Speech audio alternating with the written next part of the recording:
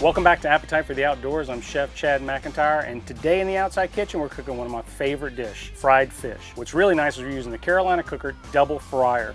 So we've got beautiful hybrid bass out of Lake Norman, North Carolina that Chris and the guys brought for us. And we're gonna do kind of a Calabash style, which is basically the fish, a breader, and right into the fryer. It's very simple, keeps a lot of the flavor of the fish, and is one of the easier ways to do it that I enjoy. So we got our oil set right here. It's about 325 to 330, kind of wanna regulate with that. And with this fryer, you can do that. So we're gonna do a bread, just a light breading, and we're gonna go right into the fryer with it.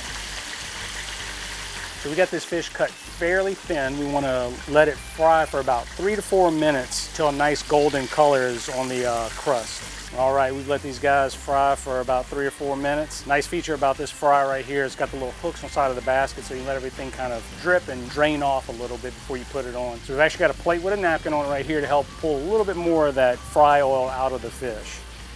A nice, simple, easy dish with a great piece of equipment makes it a lot more enjoyable to cook this. And serve with a little bit of cocktail sauce and some citrus, even my favorite, a little bit of hot sauce. And as always, it's great to catch some wild fish in the outdoors, but even better when you can incorporate it into a dish.